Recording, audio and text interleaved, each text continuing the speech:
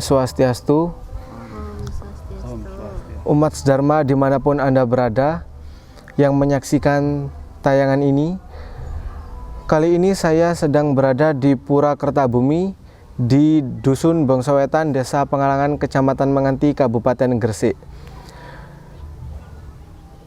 Pura ini dulu berdiri sekitar tahun 1991 yang didirikan oleh umat Hindu yang ada di Dusun Bongsowetan yang beretnis Hindu Madura.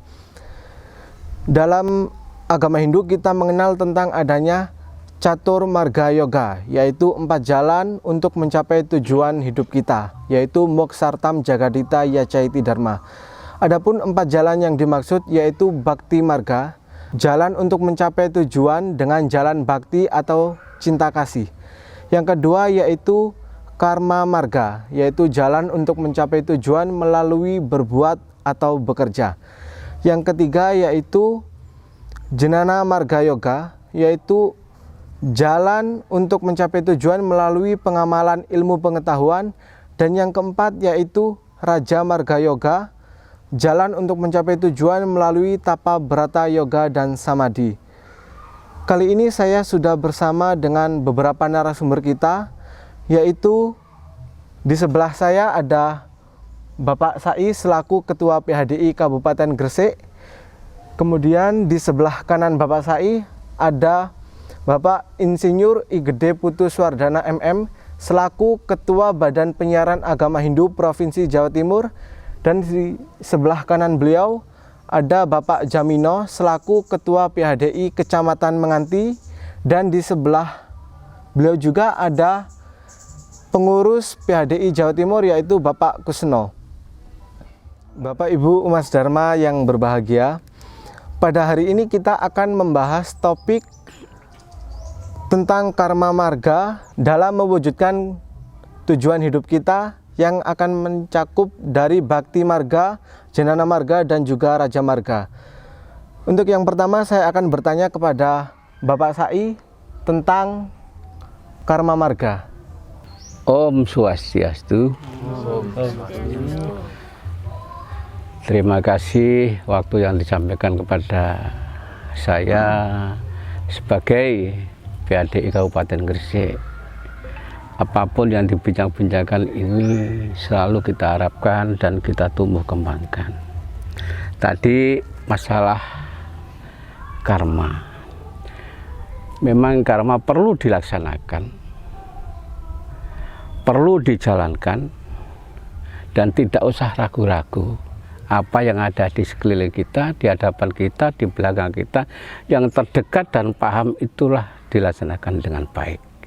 Kalau kita tidak melaksanakan karma atau perbuatan, ya hidup kita ini tidak akan menyongsong apa yang kita harapkan.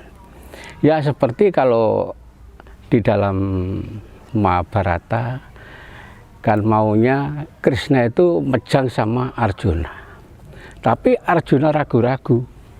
Dengan itulah diperkuat dengan Sri Krishna agar supaya bisa berbuat dan melaksanakan hal yang terbaik gitu. Maka kita berbuat ini sungguh-sungguh indah, sungguh-sungguh mulia, sesuai dengan harapan kita. Nah, seperti kalau kita ini sudah melaksanakan seperti ini dan melaksanakan seperti ini, tentu saja untuk berbuat baik untuk diri kita sendiri dan untuk orang banyak. Kita sampaikan apa yang menjadi harapan kita melalui apa yang kita punya, apa yang perlu kita laksanakan dengan segelintir atau setitik pengetahuan saya ini kita laksanakan dan tidak merasa ragu dan apapun nanti penilaian dari semua pihak atau umat yang ada di sekeliling kita ini. Itu yang saya harapkan, maka karma jangan sampai ditinggalkan. Harus berbuat, harus jalan sesuai dengan harapan kita bersama. Sekian dan terima kasih agar supaya nanti diteruskan dengan narasumber yang lain. Kurang lebihnya kita tutup dengan para Santi. Om Santi, Santi, Santi, Om. Om Swastiastu. Om Anubhadra Kartawo Yantu Wiswata. Om Sarve Bhavantu Sukhina. Sarve Santu Nirmaya. Sarve Badrani Pasyantu. Ma Masjid Duka Bang Bawit. Semoga pikiran yang baik, pikiran yang jernih datang dari segala penjuru menyertai kita semua. Umat sedharma yang berbahagia, seperti kita ketahui bersama bahwa di ajaran hidup kita mengenal adanya karma yoga. Untuk itu sedikit saya ingin menyampaikan mengenai karma yoga. Seperti kita ketahui bersama, untuk perkembangan di era globalisasi ini, perkembangan di era iptek yang sangat tinggi ini, kita harus bisa pandai-pandai menyesuaikan diri terhadap perkembangan zaman yang sudah kita hadapi bersama, terutama untuk karma yoga. Yang jelas untuk karma yoga ini kita dituntut untuk selalu berbuat sesuai dengan hati nurani kita, sesuai dengan ajaran yang kita ikuti bersama, yaitu ajaran Hindu itu sendiri. Yang jelas dimanapun kita bekerja, dimanapun kita berada, kita harus bisa menyesuaikan apa itu karma yoga. Sedikit ingin saya sampaikan bahwa sekarang ini banyak umat kita yang berada di perusahaan-perusahaan sedang bekerja. Nah, itu perlu kita ingatkan. Bagaimana cara kita bekerja agar hasil dari kerjaan kita itu, apapun hasilnya, baik itu mengenai upah dan juga mengenai apapun yang kita kerjakan, sesuai dengan ajaran karma yoga. Yang jelas, kalau ajaran itu menyimpang dari ajaran karma yoga, akan berdampak tidak baik kepada diri kita sendiri. Tapi kalau kita laksanakan dengan baik sesuai dengan ajaran karma yoga, itu akan berdampak sangat baik untuk diri kita sendiri dan juga untuk orang lain. Itu yang jelas, kalau di perusahaan kita juga akan berhadapan dengan teman-teman juga di sana, juga ada yang namanya direktur. Di samping itu kita harus bisa menyesuaikan di situ. Jangan-jangan nanti kita kepleset di sana mengenai ajaran karma yoga kita. Kita harus sesuaikan betul apa itu karma yoga. Yang jelas semua pekerjaan, semua perilaku yang akan kita laksanakan di sana harus berjalan sesuai dengan bakti kita. Kita akan dasarkan semua itu dengan dasar bakti. Yang jelas, kita boleh bekerja, tapi tidak boleh menentukan hasilnya. Kita serahkan semua itu ke hadapan Tuhan Yang Maha Esa, Yang Widiwasa, mengenai apa hasil yang harus kita dapatkan untuk karma yoga kita ini. Itu mungkin sedar gambaran sedikit dari saya. Ada kurang lebihnya, saya mohon maaf yang sebesar-besarnya, dan saya akhiri dengan Paramasanti. Om Santi, Santi, Santi, Om. Terima kasih. Om Swastiastu. Om Swastiastu. Baik, terima kasih pada kesempatan kali ini kita dapat bergabung dengan apa yang tadi sudah disampaikan beberapa narasumber tentang karma. Oleh sebab itu kami berharap dengan adanya catur brata atau catur marga yang sudah diutarakan tadi lebih awal dapat membawa wawasan kita menjadi lebih baik lagi. Karena bagaimanapun juga apapun yang kita kerjakan, apapun yang kita lakukan demi keluarga, demi kegiatan sosial, keagamaan, dan demi masa depan anak-anak kita bergantung pada karma kita. Oleh sebab itu, lakukanlah kewajiban kita yang bisa kita lakukan. Tentang hasilnya nanti tidak usah dipikir, karena semua akan, kalau didasarkan pada keikhlasan, kasih sayang, dan menjadi satu gambaran bahwa hal ini adalah untuk kepentingan kita di masa-masa mendatang. Oleh sebab itu, dengan segala kerendahan hati, pada kesempatan kali ini, betapa pentingnya kita melakukan satu yang didasarkan oleh Dharma untuk menuju karma-karma kita yang lebih baik lagi. Karena di Hindu ada 3 karma yang bisa kita pelajari di sini. Oleh sebab itu, untuk karma-karma kita yang lebih baik ke depan, dengan harapan lakukan sesuatu yang baik, lakukan yang bermanfaat untuk orang lain. Inilah kesuksesan di dalam hidup kita, bahwa kehadiran kita dibutuhkan oleh orang lain. Demikian mungkin sekilas apa yang bisa saya sampaikan pada kesempatan kali ini, dan terima kasih atas partisipasi dari Bapak Ibu sekalian yang sudah memberikan satu dorongan, dukungan, dan kepada kita semua. Harapan kami Hindu ke depan, Hindu yang ada di Gresik pada umumnya dan di Bongso pada khususnya, ini akan membawa suatu warna kehidupan keagamaan yang harmonis, tentang bagaimana ajaran sudah disampaikan tentang Trihita Karana dan sebagainya, akan memudahkan kita untuk berinteraksi kepada orang lain. Untuk itu kami akhiri dengan Paramasanti. Om Santi Santi Santi Om. Terima kasih. Om Swastiastu. Om Swastiastu. Bapak Ibu Umat Sedharma, menindaklanjuti apa yang disampaikan oleh narasumber tadi, demikian juga pembawa acara, bahwa pembahasan kita kali ini topik yang fokus kepada karma marga yang merupakan bagian dari catur yoga marga. Dalam kehidupan manusia, Bapak Ibu Umat Sedharma, ada sebuah kewajiban yang memang harus kita jalankan, yang harus kita lakukan untuk mewujudkan apa yang menjadi cita-cita kita terlahir sebagai manusia. Yang harus kita sadari adalah bahwa kelahiran kita ini adalah suatu kesempatan bagi kita yang diberikan oleh Tuhan untuk meningkatkan kualitas hidup kita, sehingga kita dapat layak bersatu dengan beliau atau mencapai purna mukti, bersatu dengan Sang Yang Widi, Tuhan Yang Maha Esa. Dalam kitab Bhagavad Gita 4 sloka 8, itu kewajiban-kewajiban dalam hidup kita adalah menjalankan dharma. Paritrenaya sadunam winasaya caduskritam dharma samstya panartaya sambawani yugi-yugi. Jadi paritrenaya sadunam dalam tujuannya adalah untuk menegakkan sadu, menegakkan dharma, menegakkan kebenaran.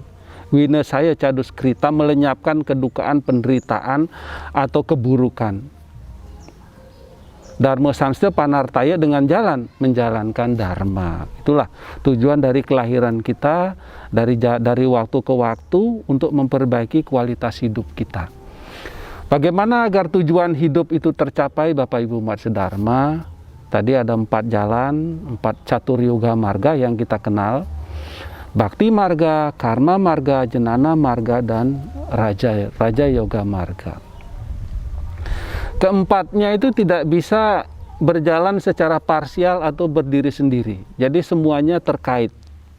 Di mana salah satunya karma marga adalah satu-satunya jalan untuk mewujudkan ketiga jalan yang tadi. Sekusuk apapun, sebakti apapun seseorang mengatakan bahwa dirinya penuh rasa bakti kepada Sang Yang Widi, tetapi ketika dia tidak berkarma atau melakukan apa yang dia katakan, itu pun tidak akan membuahkan hasil. Begitu juga dengan secerdas apapun, sepintar apapun seseorang, jenana marga, dia jalan pengetahuan, tapi ketika dia tidak melakukan, ketika dia tidak berkarma, dia pun tidak akan bisa mencapai apa yang menjadi tujuannya. Demikian juga dengan Raja Marga, Tapa Brata Yoga dan Samadhi, itu semua adalah untuk mewujudkannya adalah dengan jalan karma marga. Nah, bagaimana konsep karma marga berbuat di dalam agama Hindu? Tentu banyak hal yang bisa kita lakukan kalau kita mengenal dengan catur warna. Itu kan pembagian atas profesi untuk bekerja di mana Brahmana, Ksatria, Waisya, Sudra. Tetapi Bapak Ibu umat sedharma, saya tidak akan membahas lebih jauh tentang catur warna, tapi membahas tentang bagaimana karma marga menjadi landasan dalam menjalankan bakti marga, jenana marga, dan raja yoga marga. Bapak Ibu umat sedharma, seperti yang saya katakan di awal tadi, bahwa kelahiran ini adalah suatu kesempatan untuk kita memperbaiki kualitas diri. Kita bisa memperbaiki kualitas diri ketika kita berkarma. Ya. Niatam kuru karma tuam karma jaya hiya karmana sarira yatra picatena prasidiat akarmana. Kalau kita lihat Bhagavad Gita Adya 3 sloka 8. Jadi di sana mengajarkan bekerjalah kita, bekerjalah kamu sesuai dengan yang ditentukan. Niatam kuru karma jaya hiya karmana, berbuat itu lebih baik daripada hanya diam tidak berbuat. Sarira yatra picatena prasidiat, tubuhmu pun tidak akan terpelihara kalau kita tidak berbuat. Oleh karena itu, saya bisa katakan tadi, bakti marga, jenana marga, raja marga tidak akan ada artinya kalau kita tidak berkarma, kalau kita tidak berbuat, kalau kita tidak melakukan. Bahkan tubuh ini pun tidak akan terpelihara kalau kita tidak berkarma. Bernafas, makan, tidur, minum, mandi, itu adalah karma. Jadi karma bukan hanya sekedar bekerja untuk memenuhi keinginan secara jasmani, tetapi karma juga memenuhi keinginan rohani kita. Ingat, diri kita ini bukan tubuh fisik, tetapi diri kita ini adalah sang Atman. Tetapi tubuh fisik ini adalah sarana yang diberikan oleh Tuhan yang terdiri dari Panca Mahabhuta, supaya sang Atman itu bisa menjalani kehidupannya, memperbaiki kualitas dirinya, tentu dengan jalan berkarma. Oke. Bapak Ibu umat sedharma, bagaimana konsep berkarma agar dapat mencapai tujuan hidup kita? Tentu tadi sudah dilandasi dengan bakti, dilandasi dengan jenana. Ketulusan hati dalam berkarma, ketulusan hati dalam berbuat dengan tanpa mengharapkan hasil. Di dalam Bhagavad Gita Adhyaya 2 sloka 47 itu mengatakan karmani awadi karaste mapalesu kadacana makarma pala hiturbur mati sanggo steva karmani. Jadi kita disuruh berbuat itu, berbuatlah itu dengan menganggap itu sebagai kewajiban. Ingat, artinya berkarma itu sebagai kewajiban, jangan mengharapkan hasil. Karena hasil dari perbuatan kita itu sudah ada di dalam karma itu sendiri. Siapa yang mengatur adalah Ida Sang Yang Widiwasa, Tuhan. Dan Tuhan tidak akan pernah salah menghitung maupun mencatat apa yang telah kita perbuat. Sekecil apapun perbuatan kita, sesedikit apapun yang kita lakukan, kebaikan yang kita lakukan, sekalipun orang lain tidak melihat, tidak ada yang itu, Tuhan itu mencatat apa yang telah kita perbuat. Dan Tuhan itu akan memberikan apa yang telah kita lakukan. Bukan berarti terus kita hanya diam saja, hanya dengan berdoa saja kita akan memperoleh apa yang kita harapkan. Tidak. Kita harus bekerja, kita harus berbuat. Bapak Ibu umat sedharma, kalau di dalam Bhagavad Gita Adya 5 sloka 15, yaitu ada berkatakan nadate kasyacit papam nacaiwa sukertam wibuh ajnane nafertam jenanam tena muhyanti jantawa. Nadate kasyacit, Tuhan itu tidak membuat manusia itu menderita. Nacaiwa sukertam wibuh, Tuhan juga tidak membuat manusia itu berbahagia, berhasil, dan lain sebagainya. Ajnane nafertam jenanam, artinya manusia dengan kecerdasannya lah, manusia yang budi pekertinya tidak diliputi oleh pengetahuan, ia akan tersesat di jalan. Tersesat di jalan artinya tidak akan tercapai tujuannya. Oleh karena itu, ayolah kita bekerja dengan tetap dilandasi dharma. Bagaimana kita bekerja tanpa mengharapkan hasil? Ini banyak yang confuse atau sebuah dikotomi. Bagaimana aku bekerja tidak mengharapkan hasil? Kan tidak mungkin. Dalam bekerja aku harus mikir hasilnya, apa yang akan kita peroleh, apa yang kita dapatkan. Iya, itu benar. Tetapi artinya bahwa ketika nanti hasil yang kita harapkan itu tidak sesuai dengan harapan kita, kita jangan berkecil hati, kita jangan marah, apalagi kita sampai menyalahkan Tuhan, seperti yang sering kita lihat. Ketika seorang gagal mengatakan bahwa Tuhan sedang menguji saya, bahwa Tuhan sedang memberikan cobaan kepada saya, loh itu kan satu hal yang keliru. Dalam agama Hindu, dari sekian banyak sifat Tuhan, tidak satu pun Tuhan itu sebagai maha penguji. Tuhan itu maha pengasih, Tuhan itu maha penyayang. Bahkan hanya dengan memikirkan beliau, dengan memusatkan pikiran penuh rasa bakti kepada beliau, apapun yang kita inginkan, apapun yang manusia tidak miliki, beliau akan memberikan. Artinya bahwa Tuhan tidak pernah menguji manusia. Tuhan tidak pernah mencoba manusia. Tuhan tidak pernah membuat manusia itu menderita. Tuhan pun tidak pernah membuat manusia itu berbahagia. Semua adalah tergantung dari perbuatan manusia itu sendiri. Nah, Bapak Ibu umat sedharma, bagaimana kita berbuat sekarang? Yang kita lihat adalah setiap perbuatan kita membutuhkan hasil memang, tetapi hasil itu adalah menjadi hak prerogatif dari Tuhan. Kita itu tugas kita hanya berbuat. Tadi salah satu narasumber mengatakan bahwa setiap perbuatan itu ayo dilandasi dengan dharma. Dasarnya adalah dharma dari berkarma. Di dalam kitab Sarasya Musaya sloka 261 itu dikatakan bahwa lawan teke paning mangarjana maka pawantang dharma teye ikang dharma antuking mangarjana ya patelun. Jadi ketika kita berbuat hendaknya dilandasi oleh dharma. Kemudian hasil yang kita dapatkan itu supaya bermanfaat, ayo kita bagi dua, ya tika patelun. Jadi dibagi tiga hasil pendapatan kita itu. Yang pertama adalah dana rikasi daning dharma, dana rikasi daning kama, dana rikasi daning arte. Lanjut ke sloka 262. Tadi 261 bahwa berbuat itu dilandasi oleh dharma. Tapi ketika berbuat dilandasi dharma kita tidak dana punya, kan kita tidak bagi dua, tidak bagi tiga, tidak akan menghasilkan kebahagiaan, harus dibagi tiga.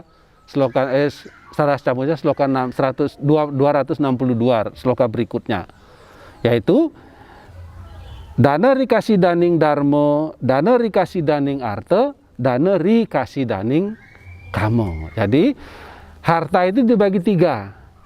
Satu bagian untuk dharma.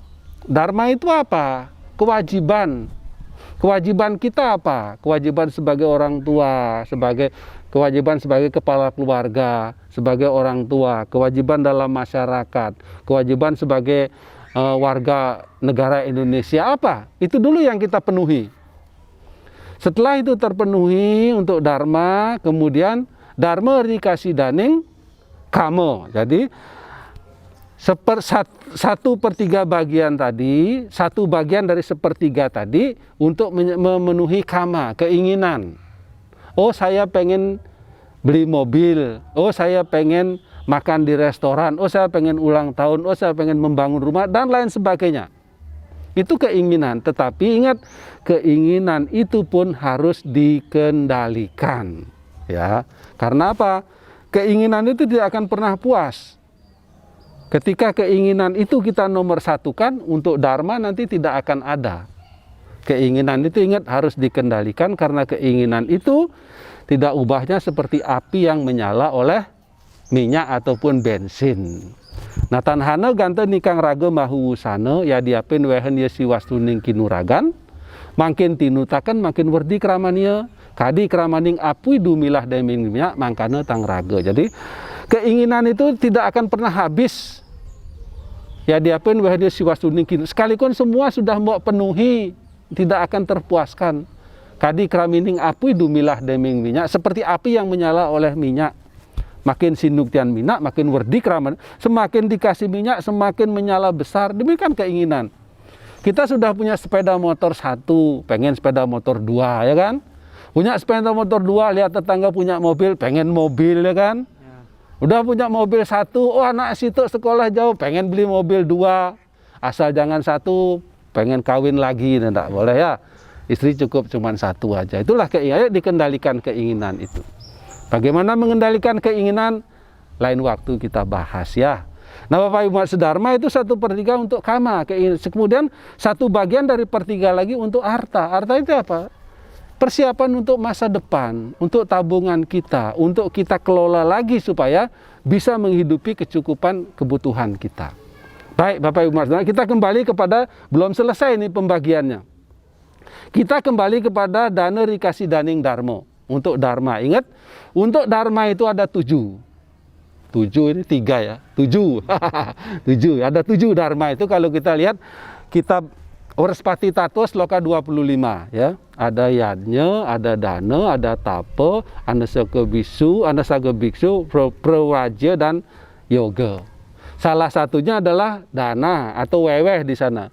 Weweh ngaran dana ngaran weweh ring darindra. Jadi dana adalah pemberian kepada orang yang tidak mampu. Jadi ingat, 1/3 tadi, setelah 1/3 tadi untuk dharma, dalam perbuatan dharma itu ada 7.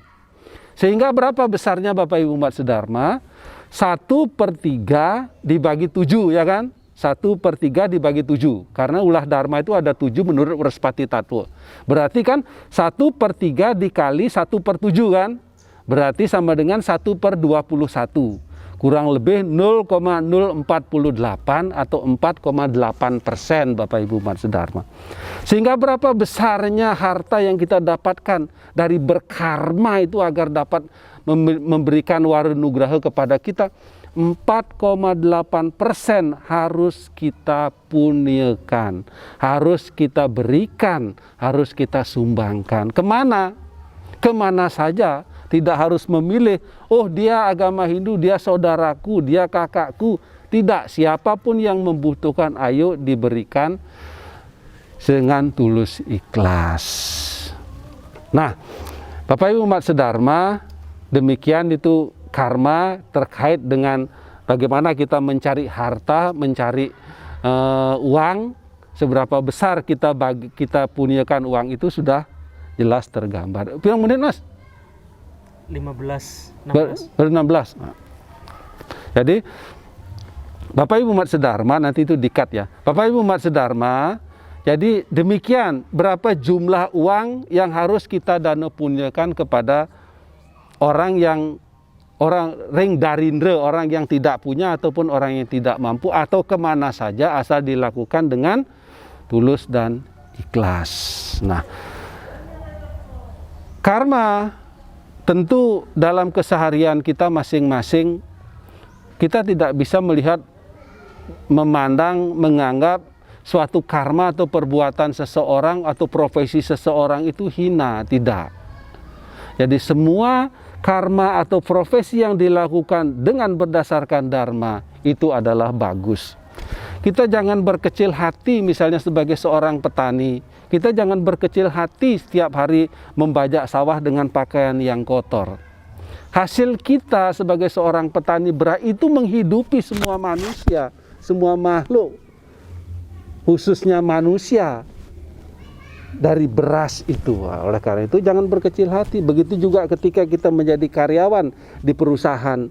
Hanya seorang sebagai office boy misalnya, atau sebagai cleaning service, jangan. Tetapi ayo kita lakukan semua pekerjaan itu dengan penuh rasa tanggung jawab, penuh rasa angayu bahagia. Kita tidak berpikir tentang pekerjaan orang lain, kita tidak berpikir tentang status atau jabatan orang lain. Ayo kita berpikir tentang diri kita dan tanggung jawab kita. Srean swadharma wigunah para dharma swanustita, swadharma niatam karo kurwa napnioti purusa. Kalau kita lihat kitab Bhagavad Gita ada ayat 3 sloka 35. kita harus menjalankan kewajiban kita. Srean Swadharma Wigunah para Dharma Swadharma. Lebih baik menjalankan kewajiban dari kita sendiri daripada kita ngurusin kewajiban orang. Kita melihat teman kita berangkat kerja pakai sepeda motor dengan pakaian bagus, sementara kita seorang petani hanya mikul, katakan mikul cangkul bawa sepeda ontel, kita sudah mikir, bayangkan seperti dia, itu akan menyiksa diri kita. Lebih baik ayo kita syukuri, ayo kita nikmati status kita. Karena sekalipun dia karyawan buat, dia juga akan membutuhkan hasil yang kita dapatkan, hasil dari sawah itu, padi yang tadi.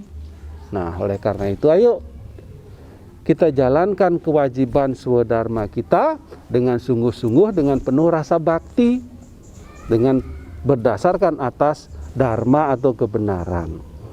Dharma sebagai landasan tidak hanya mengacu kepada kitab suci, kitab agama, tidak. Kitab aturan di dalam perusahaan tersebut pun adalah dharma. Bagaimana dalam perusahaan kita disuruh bekerja, masuk jam 8, pulang jam 5, jam 12, jam 1 istirahat, masuk dengan pakai masker, masuk cuci tangan, dan lain sebagainya. Itu juga aturan-aturan, itu juga sastra, tapi sastra yang bersifat horizontal, yang mengatur kita dalam perusahaan tersebut. Nah, di dalam sastra dalam agama tentu tadi Kitab Sarasca Mustaya Sloka 261-262 sebagai landasan, bagaimana dharma sebagai dasar untuk menjalankan karma. Nah, Bapak Ibu umat sedharma, kita kembali kepada Catur Yoga Marga. Jadi bakti marga, karma marga, jenana marga, dan raja marga yoga. Jadi keempat ini sesungguhnya tidak bisa berdiri sendiri, Bapak Ibu umat sedharma. Kita berkarma, kita membutuhkan jenana, pengetahuan. Ketika kita tidak tahu pengetahuan, bagaimana kita akan berbuat? Bagaimana kita akan bertindak? Karena semua yang ada yang kita lakukan itu mesti ada ilmunya, tidak mungkin tidak ada. Kita mandi saja, apa yang harus kita lakukan lebih awal? Tentu kan buka baju, nyiduk air, nyiram pun kalau saya sering lihat di media sosial, yang harus disiram pertama yang mana? Ada yang kata nyiram kepala dulu, kan tidak boleh, karena suhu tubuh ini akan secara spontan menerima perubahan suhu, akan membahayakan, akan bisa mengakibatkan stroke, katanya demikian. Jadi itu kan pengetahuan. Jadi karma tidak bisa berdiri sendiri ketika tidak didasari otes jenana. Oke, jenana dan karma dilakukan, tapi dilakukannya dengan tidak tulus ikhlas, tidak dasar rasa bakti dia melakukan. Itu pun tidak akan berpahala. Dia melakukan ketika hanya ada kepentingan. Dia ke pura ketika besok ada ujian. Dia ke pura ketika dia sakit. Dia ke pura ketika dia menginginkan sesuatu sudah. Itu tidak rasa bakti. Tetapi rasa bakti adalah jenana marga, karma marga, dan bakti marga terus dilakukan, baik dia ada kepentingan maupun dia tidak ada keperluan. Dia menjalankan semuanya sebagai sebuah kewajiban seperti yang saya katakan tadi. Karmane wadi karaste mapalesu kadacana makarma palahitur burmati sagus setipa karmani. Jadi ayo kita jalankan karma marga didasari atas jenana marga, didasari atas bakti marga. Dari ketiga ini kemudian ketika ini sudah terus dilakukan, terus sampai meresap di dalam setiap perbuatan kita, inilah sesungguhnya yang disebut dengan Raja Marga Yoga. Ketika semuanya sudah berkolaborasi menjadi satu kekuatan, baik kekuatan dalam bentuk kesucian maupun kekuatan dalam bentuk semangat, itulah menjadi raja, menjadi kekuatan ketika ketiganya disatukan. Nah, bakti marga, jenana marga, karma marga, dan raja marga yoga sesungguhnya itu kembali saya katakan adalah 4 jalan yang dikenal dalam agama Hindu yang secara keseluruhan harus memang kita jalankan sesuai dengan karakter dan kemampuan kita. Ada orang yang memang tekun, memang kusuk, dia cocok dengan jalan bakti. Ada yang rajin, penuh semangat, masih muda, dia dengan jalan karma. Orang yang cerdas pikirannya adalah dengan jalan jenana marga. Tetapi Bapak Ibu umat sedharma, Apapun yang dilakukan, apapun yang dikerjakan itu, ayo kita lakukan dengan penuh rasa bakti sebagai bentuk persembahan kepada Sang Hyang Widiwasa. Yat karosi yadas nasi yat yohosi dadasiyat yat tapasyasi kaunteya tat kurusa madar panam. Bhagavad Gita 9 sloka 27. Jadi apapun yang kita kerjakan, apapun yang kita lakukan, apapun yang kita makan, apapun yang kita dermakan, tapa berata, apapun yang kita lakukanlah itu sebagai persembahan kepada Sang Hyang Widi. Ketika kita lakukan itu sebagai persembahan, tentu adalah didasari atas kesucian. Karena kita menganggap persembahan kepada Sang Hyang Widi harus atas dasar kesucian, sehingga dari persembahan itulah kita akan mendapatkan hasil. Ya, Bapak Ibu umat sedharma, kita kembali kepada Catur Yoga Marga. Jadi sebagai akhir dari sedikit pemaparan saya, jadi apapun yang kita lakukan, apapun yang kita kerjakan, apapun yang kita persembahkan, apapun yang kita dermakan, ayo kita lakukan sebagai sebuah persembahan kepada Sang Hyang Widiwasa. Ketika itu menjadi sebuah persembahan, tentu harus didasari atas kesucian. Baik kesucian ketika mengawali, kesucian kita menjalankan, kesucian ketika mengakhiri. Nah, Bapak Ibu umat sedharma, sebagai umat Hindu, mari kita senantiasa berkarma berbuat dengan dilunasi atas dharma, sehingga apa yang menjadi tujuan dan cita-cita kita Moksartam Jagadhita Caiti Dharma akan dapat tercapai. Karena yatnya apapun yang kita lakukan, kalau kita tidak bekerja, kita tidak akan dapat melakukan yatnya atau persembahan kepada Ida Sang Widiwasa maupun umat-umat kita yang sedharma. Demikian Bapak Ibu umat sedharma, Om Sarwa Sam Swasti Bawantu. Semoga kita semua ada dalam keadaan baik. Om Sarwa Sam Santir Bawantu. Semoga kita semua ada dalam keadaan damai. Om Sarwa Sam Purnam Bawantu. Semoga kita dapat mencapai kesempurnaan. Om Sarwa Sam Manggalam Bawantu. Semoga kita dapat menjadi pemimpin bagi diri kita sendiri. Om Aristani Me Sarwa Atmo Anibersta. Semoga badan dan pikiran kita tetap sehat, jauh dari penyakit, dan bangkit untuk meningkatkan kualitas diri kita. Saya tutup dengan Paramo Santi. Om Santi, Santi, Santi. Om.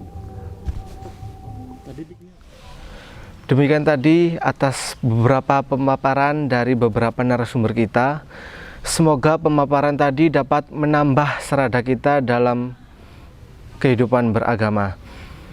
Jadi dapat saya simpulkan dari beberapa narasumber tadi bahwa Catur Marga Yoga itu tidak dapat berdiri sendiri.